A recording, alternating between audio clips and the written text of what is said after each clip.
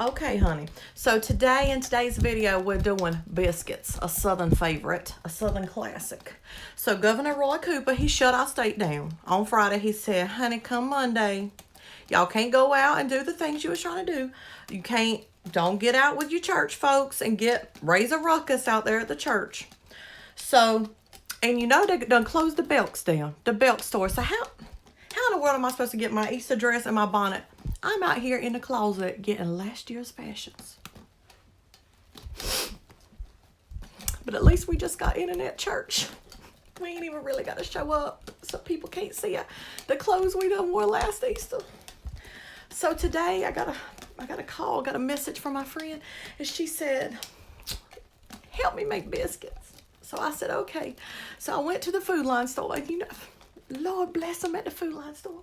They ain't got nothing left. They ain't got toilet paper. They barely even got macaroni and cheese. So I found a couple of items that I needed to finish up my biscuits. And so I came over here to Mama's house. And I said, Mama, we're going to do some social distancing, but I got to make these biscuits. Okay, so this video was filmed before Roy said Monday, don't go out your house. So what I did was I went on Saturday, the day after Roy told me that he told me Monday I had to stay at the house, but Saturday I was free to roam. So that's what I roamed. I went to the butcher shop, got me some shrimp, I got me some crab cakes, got me some chicken. They had chicken on sale. I was very excited about my chicken that they had on sale. So I froze up a bunch of that so I have something to eat during this quarantine, because they got me scared. These people in the grocery store taking everything, and they got me scared I ain't gonna have no snacks. So anyways, I'm branching. So I go over to Mama's house. She's gonna let me use the kitchen. So she's been in there cleaning all day. Okay, all day long. I come in the door, that woman sprayed me with Lysol right in my face. Got me off the clip, made me think I had it, because my throat started, I was sore, I was coughing. She made me think I had it, but I was good. So this video here is for my friend, Ms. Payne, who wanted me to make some biscuits, and I went to all this trouble. I'm standing out here in this heat. It's about 85 degrees out here in March. I don't know what they're trying to do to us. I guess they're trying to bake it out, trying to just bake off this corona, and that's fine, because I got things to do. They closed Belks, they closed Target. What? Some things on Amazon you can't even get till May. But anyway, here's biscuits for Ms. Payne. Bye now. See y'all later. So we are on location today at my parents' house. So I've had a special request by Miss Kim Payne, and she wanted me to do a video on biscuits. So I know we've already done biscuits in class, but this is something that's pretty easy, pretty simple ingredients that you might already have at home that you could do again if you wanted to. So we'll go over the ingredients first. So you just need all-purpose flour, some milk, just plain salt, baking powder, and shortening. So I know the shortening looks a little bit different because it is in a stick form. We use the tub form, but same stuff. So equipment wise, I have 2 mixing bowls. So you have one for your clean flour. I'm using this strainer as a sifter, so that's something that if you didn't have a sifter at your house, you could use in place of that. I have another bowl that my biscuit mixture will go into, a liquid measuring cup, a dry 1 cup measuring cup, and a teaspoon measuring spoon. I have just a spoon to serve my mixture. You can also use a rubber spatula. I have a knife that I'm going to use to cut my shortening, and also use the back side of that for my straight edge spatula. I have a pastry blender. If you do not have a pastry blender at home, you can use 2 knives or a fork and a knife, or sometimes 2 forks will work too. And then I have a biscuit cutter. If you don't have a biscuit cutter, you can use a cup like we did in the lab. And then you can bake these either on a baking pan, or a cookie sheet will work also. And then I do have gloves that I'm going to use since we're in full-blown corona, and so I don't get dough all in my fingernails when I get to knead those. I also have a surface set up with wax paper just like we did in class so that I can knead that on the wax paper and not get dough all over my counters, and then whatever on my counters all in my dough. Alright, so the first step is we're going to get our flour sifted for our clean flour bowl. So I have already sifted part of the flour. I'm just going to do the rest of it. So remember, you want to keep your flour until you're completely done so that you can use it to flour your surface when you're kneading. So I have the last little bit sifted, so I'm going to sit this to the side so I know that's my clean flour bowl. And then I'm just going to put my sifter right on top of my next bowl. So I will need 3 cups of all-purpose flour, so I'm just going to spoon it into my dry measuring cup and level that off with the back of my knife, and I'm just going to put that right into the sifter.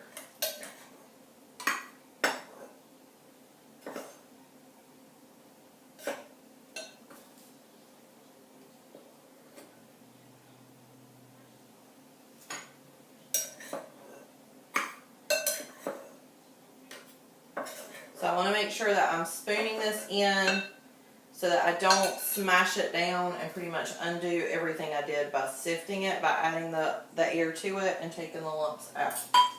So after I have that finished, I'm just going to put my rest of my dry flour to the side, and I'm going to go ahead and sift out part of this flour so I have room to put my other ingredients in. Alright, so after I have that pretty much most of the flour sifted through and I have room to put my salt and my baking powder, I'm going to go ahead and put that into my little makeshift sifter. So this is a sieve just like would be in the bottom of your sifter, but it's basically a strainer. So I can use this to sift if I were in a bind and didn't have a sifter I could get to. So for your your other dry ingredients, you're going to have 4 teaspoons of baking powder. So that has the level on the can, so I can just level that off and put that right in. 2, 3, and 4, and then I just need a teaspoon of salt. So just make sure when you're measuring your salt, you're not doing that over your mixture, so if you over pour, you don't end up with super salty biscuits. So I'm just going to use my 1 cup dry measuring cup to catch any of my overspill from my pouring of my salt. Level that off, and then I'm going to put that into my mixture. So I'll sift the rest of this out.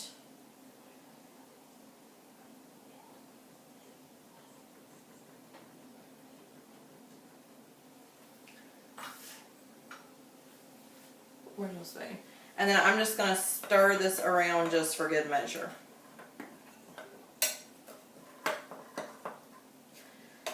So the next step is adding in my shortening. So I have my shortening that I've already measured here. So you just cut these sticks just like they're butter. And I'm going to put that into my flour mixture. And then I want to use my pastry blender to cut that up. And so basically what I'm trying to do is to slice this up into the size of somewhere between a grain of rice and 1 green pea. And so I'm wanting to smash up all the fat and get it coated with flour. And so this fat in the biscuit dough basically serves a couple of purposes.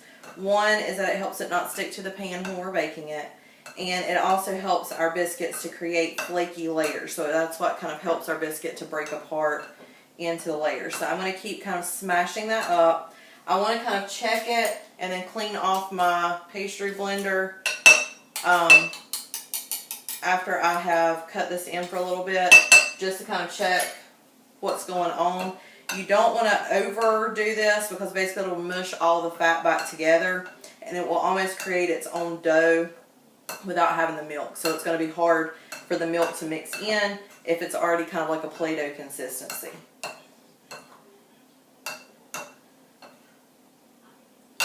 So I just want to scoop around, use my pastry blender to scoop, and just make sure that I don't have any huge chunks of the shortening still in that flour. I kind of want it overall to be a consistency almost of cornmeal. So I want it to look kind of crumbly and not necessarily soft powder like just regular flour. And if I see any of those big clumps, I'll go ahead and mash those up. So you can also do this by hand if you find a big clump, because sometimes the more you mash, you'll kind of form bigger clumps. So you can kind of just go through here, and if you find some bigger clumps, you can just kind of tear those up with your hands.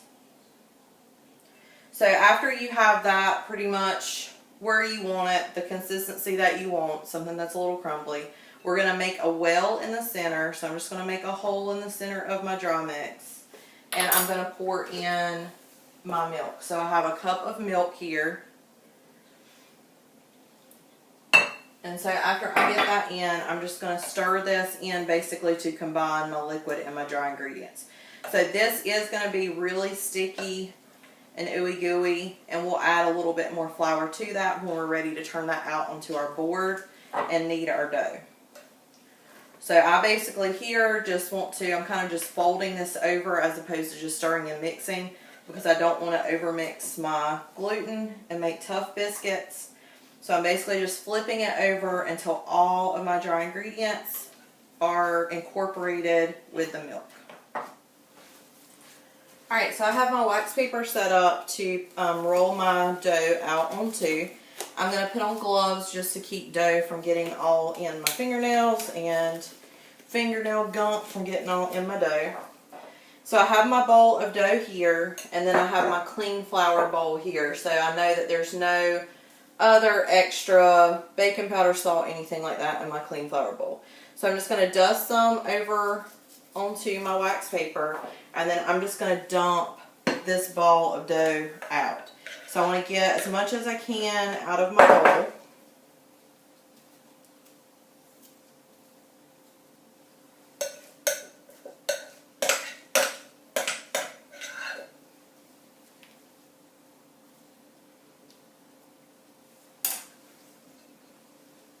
And so any dough, if you're choosing to do this barehanded, if you get dough stuck to your hands like what I have, you can put a little bit of flour in your hands and roll that together, and it will get it off way easier than using water, because water is just going to make it into a goofier mess. So after I have my dough out here, I'm just going to sprinkle it, because I know it's going to be super sticky. I'm going to sprinkle it with a little of my extra clean flour. And then I'm going to start kneading. So kneading again is with the heel of your hand, pushing down, pressing out, and then pulling it back over on itself. So every time that I knead, I push it out and I pull it back. Lauren, you should have taped this wax paper down. Let me just get you on back to one piece. So every time I do that will count as one knead. So every time I knead, if I see that it's super sticky, like here, this surface is really good. So I don't need to add any more flour to it. But on the underside, and when I break that dough apart, I can see that it's still a little bit sticky. So I can just go into my clean flour bowl and add a little bit more. So we're only going to want to knead about 8 to 10 times, and really want to keep it on the lower end of that with about 8 times, because we're going to be re-rolling our extra dough to make more biscuits. So once it gets to a point where you can see that it's not really super sticky, it's not sticking to your hands when you work with it, then you're ready to pat it out. I personally don't really like rolling pins because I think they're nasty, because they're like wooden and they're hard to clean. I just roll this out or pat this out with my hands. So you just want to make sure that the thickness of the dough all the way across is the same thickness. So what tends to happen is we'll flatten out around the edges, and the edges will be real thin and the center will be real thick. So we want to kind of keep it even all the way across. So you want this to be around 1/2 inch to 3/4 of an inch in thickness. And so again, instead of involving using a ruler or something like that, if you look at your index finger, and I know you really can't see mine because I have gloves on, the first little bend that's on your index finger to the tip of the flesh of your finger is approximately 1 inch. So you can just use that as a gauge. So you can put your finger up against the side of your dough, and it should be at least halfway up your finger, in between the tip of your finger and that first little bend.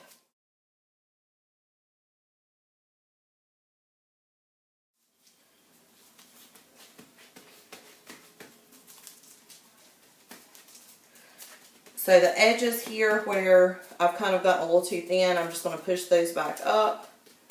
And then I'm ready to start cutting. So I'm just going to take my biscuit cutter. I'm going to spin it around in my flour a little bit. And then I want to get as close to the edge as I can, push down, wiggle a little bit, and then get as close as I can so I don't have to re-roll this dough a whole bunch of times.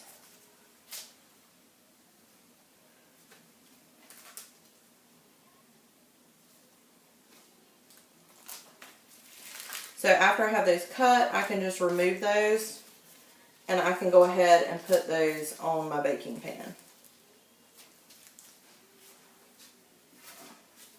So when I'm putting these on my baking pan, if I want the outside to be a little bit crispy, I can put them apart from each other like this. If I want them to be a little bit more soft, I can put them what's called shoulder to shoulder, where they're just almost touching as they bake. They'll kind of come together and touch a little bit more. But the more space I put in between those, then the crispier the outside will be.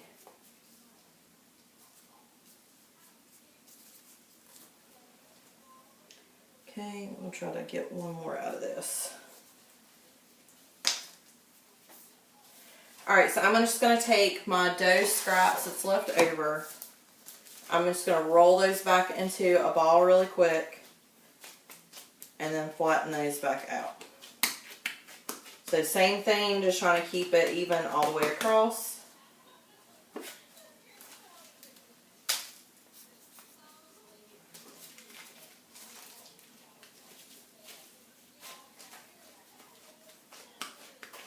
And I'm just going to keep re-rolling and cutting until I do not have dough left.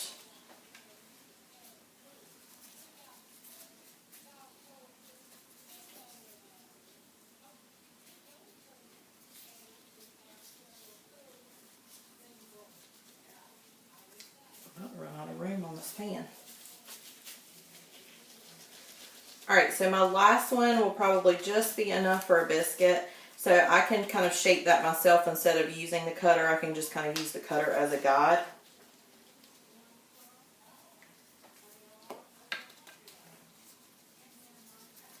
And so then the last step before I put these in the oven, I just want to take my thumb, or I can use my index finger, and I just want to press down a little bit in the center. And that will just help these to bake evenly so that we don't end up with like a hump in the center. So these are going to go in a 425-degree oven for about 10 to 12 minutes. I always go on the lower end so I can check them, and then I can bake them longer if I need more time.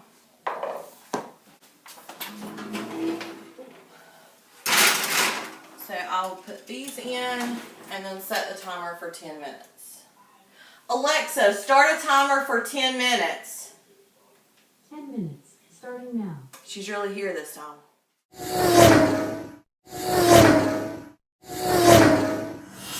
Alright, so the biscuits are pretty much done. Janie came in here, aka my mom, and she goes, "They're not bad on top." And I asked her if she was like in my second period class or something. But these are not going to get real brown on top. They'll get brown on the bottom. I can't really flip it over right now because I put butter on them. So I put butter on them, and I'm just going to put them back in the oven for like another minute to melt the butter. And then Janie's already been in here grabbing at them because she's ready to eat one. Alexa, set a timer for 1 minute. 1 minute, starting now. Appreciate you. Alright, so the timer's done, so we're going to go ahead and get these out. So here's the final product. We do have, this was the last one that I cut that kind of split, and that's the one Janie's going to get. The rest of these we're going to eat for lunch tomorrow at our 6 feet separation lunch that we're going to have tomorrow. So there's the biscuits, pretty simple. Hope you can make those at home.